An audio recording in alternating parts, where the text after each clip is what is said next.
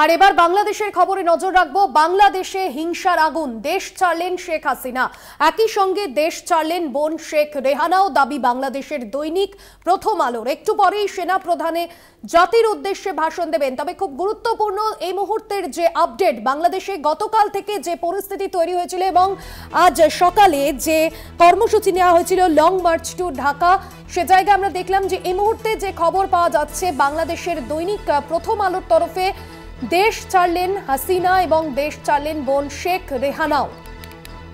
আপনাদের জানিয়ে রাখবো বাংলাদেশের দৈনিক প্রথম আলোর ইতিমধ্যে যে আপডেট পাওয়া যাচ্ছে, দেশ ছাড়লেন শেখ হাসিনা ও শেখ রেহানা। আজ সোমবার বেলা 2:30 বঙ্গভবন থেকে একটি সামরিক হেলিকপ্টারে শেখ হাসিনা তিনি রওনা দিলেন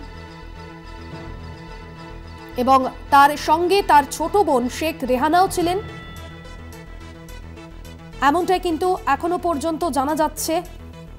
আমরা দেখেছি বাংলাদেশের যে পরিস্থিতি এবং আন্দোলনকারীদের সঙ্গে পুলিশের সংঘর্ষ, দফায় দফায় উত্তপ্ত হচ্ছে বাংলাদেশের পরিস্থিতি। এই মুহূর্তে আমাদের সঙ্গে ফোন লাইনে রয়েছেন আমাদের অ্যাসাইনমেন্ট হেড দিব্যেন্দু ঘোষ। দিব্যেন্দু দা, এই মুহূর্তের যে আপডেট বাংলাদেশের দৈনিক পত্রিকার তরফে, যে প্রথম আলোর তরফে যে আপডেট পাওয়া যাচ্ছে যে দেশ ছাড়লেন শেখ হাসিনা এবং তার বোন, কি জানা যাচ্ছে, কোথায় যাচ্ছেন প্রধানমন্ত্রী? এই দেখো, এই মুহূর্তের সব থেকে বড় খবর যে বাংলাদেশ যেভাবে উত্তপ্ত হয়েছে এবং যে হিংসা ছড়িয়েছে বাংলাদেশে, তাতে হাসিনা কিন্তু পরিষ্কার জানিয়েছেন কঠোরভাবে সেই হিংসাকে দমন করা হবে, কঠোরভাবে যে এই আন্দোলন সেটাকে দমন করা হবে। এই মুহূর্তের সব থেকে বড় খবর, শেখ হাসিনা বাংলাদেশের প্রধানমন্ত্রী, তার পরিবার এবং তার বোন শেখ রেহানাকে নিয়ে একটি হেলিকপ্টার উড়ে এসেছে এবং তিনি কিন্তু বাংলাদেশ ছাড়লেন।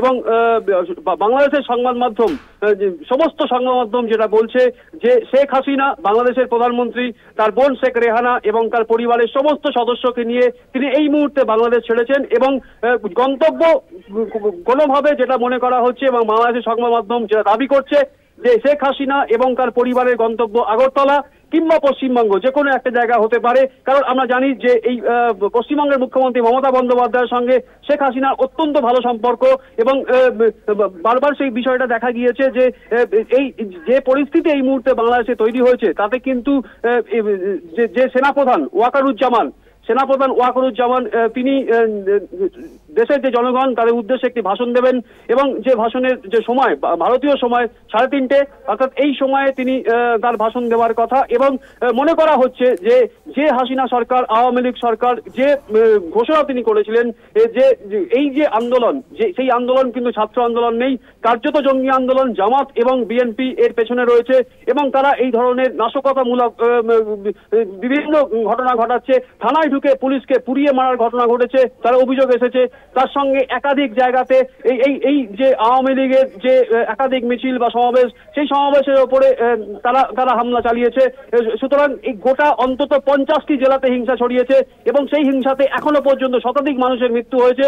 সুতরাং সেনাপ্রধান ওয়াকারুজ্জামান তিনি কি ঘোষণা করেন 3:30 সময়, ভারতীয় সময় 3:30, সেই সময় তিনি যে ঘোষণা করবেন সেটা অত্যন্ত তাৎপর্যপূর্ণ, অত্যন্ত গুরুত্বপূর্ণ হতে চলেছে।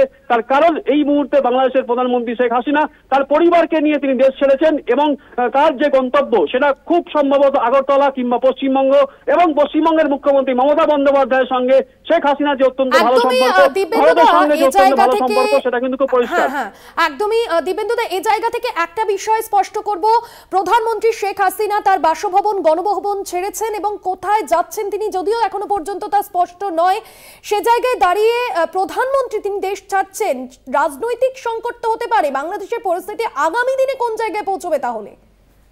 দেখো, যেটা আরো যে বড় খবর, যেটা এই মুহূর্তে সব থেকে বড় খবর, যে হাসিনা কিন্তু পদত্যাগ করেছেন। অর্থাৎ হাসিনার যদি পদত্যাগ হয় এবং যদি গোটা দেশ যদি সেনার হাতে চলে যায় এবং তারপরে কি পরিস্থিতি হতে পারে, সেই পরিস্থিতি কিন্তু অত্যন্ত তাৎপর্যপূর্ণ। কারণ আগামী কয়েক ঘন্টা বা কয়েক যে সময়, সেই সময়ের দিকে নজর রাখতে হবে। এবং প্রধানমন্ত্রী শেখ হাসিনা তিনি যে আন্দোলনকারীরা যেটা দাবি তুলছিল যে হাসিনা সরকারের পতন, অর্থাৎ এই যে হাসিনা যদি পদত্যাগ করে থাকেন তাহলে তিনি যে তার পদত্যাগের পর কিন্তু বাংলাদেশের পরিস্থিতি কি হবে, সেনার হাতে যাবে কিংবা কি পরিস্থিতি তৈরি হবে, সেই দিকে কিন্তু নজর আমাদের রাখতেই হবে। একদমই দিব্যেন্দুদা, সেদিকে অবশ্যই নজর থাকবে। এবং সে জায়গায় দাঁড়িয়ে পদত্যাগ করে দেশ ছেড়েছেন শেখ হাসিনা, যে দাবি এই বৈষম্য বিরোধী ছাত্র আন্দোলনের মঞ্চ থেকে বারবার তোলা হয়েছিল এবং যার জন্য আজ সকাল থেকে লং মার্চ টু ঢাকা যে কর্মসূচি নেওয়া হয়েছিল, তাহলে পরিস্থিতি পরিস্থিতি কোন জায়গায় পৌঁছতে চলেছে? কারণ ইতিমধ্যে যে খবর পাওয়া যাচ্ছে, বাংলাদেশ সংবাদ মাধ্যম সূত্রে পদত্যাগ করেছেন, ইস্তফা দিয়েছেন শেখ হাসিনা। সম্ভবত যোগাযোগ বিচ্ছিন্ন হয়েছে। আপনাদের জানিয়ে রাখবো, বাংলাদেশের একাধিক সংবাদ মাধ্যম থেকে যে বিষয় উঠে আসছে, শেখ হাসিনা তিনি পদত্যাগ করেছেন। সেক্ষেত্রে বাংলাদেশের রাজনৈতিক পরিস্থিতি আগামী দিনে কোন জায়গায় যেতে পারে সেটা কিন্তু যথেষ্টই উদ্বেগের। তবে এখনো পর্যন্ত যেমনটা জানা যাচ্ছে যে বাসভবন, গণভবন ছেড়েছেন এবং তার সঙ্গে তার ছোট বোন শেখ রেহানাও রয়েছেন এবং হেলিকপ্টারে করে তিনি কোন দিকে রওনা দিয়েছেন, কোথায় তিনি যাচ্ছেন, তবে সে বিষয়ে এখনো পর্যন্ত যেমনটা জানা যাচ্ছে, যদিও স্পষ্ট নয় তিনি ঠিক কোথায় যাচ্ছেন। পশ্চিমবঙ্গ বা আগরতলার উদ্দেশ্যে রওনা দিয়েছেন। বাংলাদেশের একাধিক সংবাদ মাধ্যমের তরফে যে দাবি করা হচ্ছে যে পদত্যাগ করে দেশ ছেড়েছেন শেখ হাসিনা। অর্থাৎ আমরা দেখেছি যে লাগাতার যে কোটা সংস্কার বিরোধী আন্দোলন, যে আন্দোলনের জেরে অগ্নিগর্ভ পরিস্থিতি হয়েছিল বাংলাদেশে, একের পর এক জায়গায় হিংসার আগুন। আজ সকাল থেকে যে কর্মসূচি নেওয়া হয়েছিল, নতুন করে পরিস্থিতি উত্তপ্ত হয় এবং এই মুহূর্তে যে অত্যন্ত গুরুত্বপূর্ণ খবর, প্রধানমন্ত্রী পদে ইস্তফা শেখ হাসিনার এবং হাসিনার সঙ্গে তার বোন শেখ রেহানাও রয়েছেন। বাংলাদেশের একাধিক সংবাদ মাধ্যম সূত্রে যেমনটা জানা যাচ্ছে যে এখনো পর্যন্ত কোথায় যাচ্ছেন তা স্পষ্ট নয়। দুপুর 3:30 জাতির উদ্দেশ্যে ভাষণ দেবেন সেনাপ্রধান। তাহলে কি বাংলাদেশের যে নিরাপত্তা, বাংলাদেশ তাহলে কি সেনার হাতেই চলে যাচ্ছে, সেনারাই কন্ট্রোল করবে এই মুহূর্তে পরিস্থিতি? তা কিন্তু অবশ্যই জল্পনা রয়েছে, কারণ এই মুহূর্তে বাংলাদেশের সংবাদ মাধ্যম সূত্রে যে খবর পাওয়া যাচ্ছে, প্রধানমন্ত্রী পদে ইস্তফা দিয়েছেন শেখ হাসিনা। অশান্তির জেরে বাংলাদেশের প্রধানমন্ত্রীর বাসভবন, গণভবন ছেড়েছেন প্রধানমন্ত্রী শেখ হাসিনা। তবে তাকে ঠিক কোথায় রাখা হয়েছে, তিনি সেনার পাহারা আছেন কিনা তা এখনো পর্যন্ত জানা যায়নি। তিনি হেলিকপ্টারে করে রওনা দিয়েছেন। সূত্র বলছে যে পশ্চিমবঙ্গ বা আগরতলার উদ্দেশ্যে তিনি রওনা দিয়েছেন এবং সেই বিষয়ে কিন্তু এখনো পর্যন্ত খবর উঠে আসছে অগ্নিগর্ভ বাংলাদেশের সেনা দফতরে বৈঠক। এই মুহূর্তে আমাদের সঙ্গে ফোন লাইনে রয়েছেন আন্তর্জাতিক সম্পর্ক বিশেষজ্ঞ ইমন কল্যাণ লাহিড়ী। যে বিষয় আপনার কাছে জানতে চাইব, বাংলাদেশের একাধিক সংবাদ মাধ্যম ইতিমধ্যেই দাবি করেছে যে ইস্তফা দিয়েছেন শেখ হাসিনা এবং যে পরিস্থিতি তৈরি হয়েছে এবং এই যে বৈষম্য বিরোধী ছাত্র আন্দোলনের মঞ্চ যারা দীর্ঘদিন ধরে যে দাবি জানিয়ে এসেছিল এবং এই মুহূর্তে তাদের যে দাবি প্রধানমন্ত্রীর পদত্যাগ, সেই অনুযায়ী পদত্যাগ করলেন, ইস্তফা দিলেন। পরিস্থিতি কোন জায়গায় যেতে পারে আগামী দিনে? রাজনৈতিক সংকট কোন জায়গায় দাঁড়িয়ে বাংলাদেশে? দেখুন, এটা দীর্ঘদিন ধরেই এই বিষয়টা আসছিল যে শেখ হাসিনা ইস্তফা দিয়েছেন প্রধানমন্ত্রী হিসেবে। ইতিমধ্যে সরকারি পক্ষ থেকে যদি কিছু জানানো না হয়, এটাকে আমার মনে হয় না যে এটা মন্তব্য করাটা এই মুহূর্তে ঠিক। কিন্তু যদি ইস্তফা দিয়ে থাকেন তাহলে কিন্তু এটা ভারতের পক্ষে ক্ষতিকারক। আমরা দেখেছি যে ছাত্র আন্দোলন বাংলাদেশে হয়েছে, ছাত্র আন্দোলন করবে, সেটা স্বাভাবিক, কিন্তু তার সঙ্গে যুক্ত হয়েছিল কিছু গোষ্ঠী, যেটা বিশেষ করে বিএনপি এবং উগ্র জামাতি গোষ্ঠী। সেটা কিন্তু ভারতবর্ষের পক্ষে খুব একটা সুখকর নয় এবং বাংলাদেশের গণতন্ত্রের পক্ষেও খুব একটা সুখকর নয়।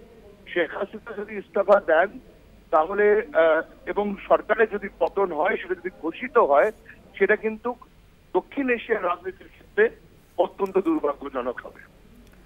বেশ, অনেক ধন্যবাদ ইমনবাবু আপনাকে। ইমন কল্যাণ লাহিড়ী আন্তর্জাতিক সম্পর্ক বিশেষজ্ঞ ছিলেন আমাদের সঙ্গে ফোন লাইনে। আপনাদের জানাবো, বাংলাদেশের প্রধানমন্ত্রী শেখ হাসিনা ইস্তফা দিয়েছেন, এমনটাই বাংলাদেশের একাধিক সংবাদ মাধ্যম সূত্রে জানা যাচ্ছে। বোন রেহানাকে নিয়ে তিনি ইতিমধ্যেই প্রধানমন্ত্রীর বাসভবন, গণভবন ছেড়েছেন বলে খবর এবং কপ্টারে করে নিরাপদ আশ্রয়ের উদ্দেশ্যেই কি তাকে পাঠানো হচ্ছে, যদি এখনো পর্যন্ত তা স্পষ্ট নয়।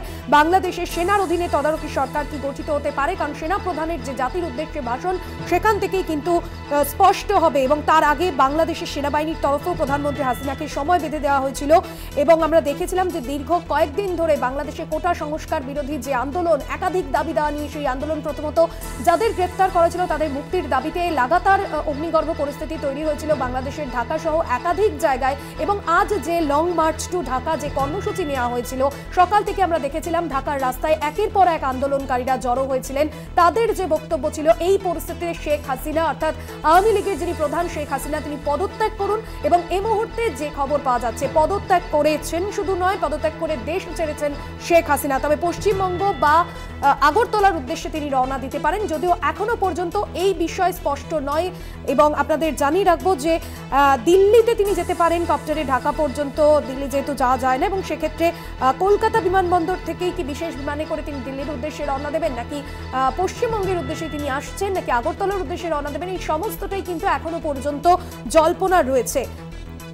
গত কয়েকদিন ধরেই বাংলাদেশের সরকার বিরোধী যে আন্দোলন চলছে, আন্দোলনকারীদের একটা দাবি ছিল হাসিনা সরকারের পদত্যাগ, এবং রবিবারও আমরা দেখেছিলাম বিক্ষোভকারীদের সঙ্গে পুলিশের সংঘর্ষে শতাধিক মানুষের মৃত্যু হয়েছিল এবং পরিস্থিতি ক্রমশ জটিল হয়ে যাচ্ছিল। সোমবার হাসিনা পদত্যাগ করলেন এবং এই মুহূর্তে যে খবর বেলা 2:30 বাংলাদেশের একাধিক সংবাদ মাধ্যম এটাই দাবি করছে। জাতির উদ্দেশ্যে বার্তা দিতে চেয়েছিলেন শেখ হাসিনা, তবে যেমনটা জানা যাচ্ছে যে বার্তা দেওয়ার সময় পাননি তিনি। তবে দেশ ছেড়েছেন প্রধানমন্ত্রী এবং এই জায়গা থেকে অত্যন্ত গুরুত্বপূর্ণ আগামী দিনে রাজনৈতিক পরিস্থিতি, রাজনৈতিক সংকটে এই বাংলাদেশে অর্থাৎ ওপার বাংলায় কোন জায়গায় পৌঁছতে পারে দেশ ছাড়লেন শেখ হাসিনা। আপনাদের জানিয়ে রাখবো, ইস্তফা দিয়ে কিন্তু বোনের সঙ্গে শেখ হাসিনা তিনি ইতিমধ্যেই দেশ ছেড়েছেন।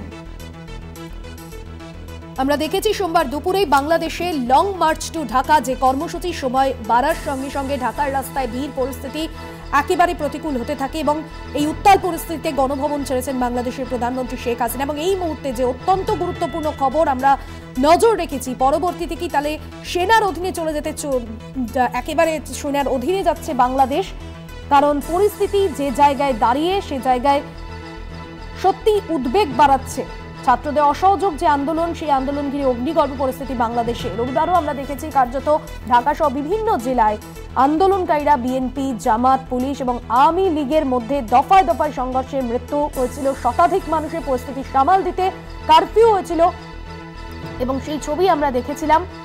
একটাই দাবি, যে দাবিতে দীর্ঘদিন ধরে তারা আন্দোলন করেছে, শেখ হাসিনা সরকারের পদত্যাগ এবং অশান্তির জেরে বাংলাদেশের প্রধানমন্ত্রীর বাসভবন গণভবন ছেড়েছেন প্রধানমন্ত্রী শেখ হাসিনা। তবে ঠিক তাকে কোথায় রাখা হচ্ছে, তিনি সেনার পাহারায় আছেন কিনা তা এখনো পর্যন্ত স্পষ্ট নয়। গণভবন ছেড়েছেন শেখ রেহানাও।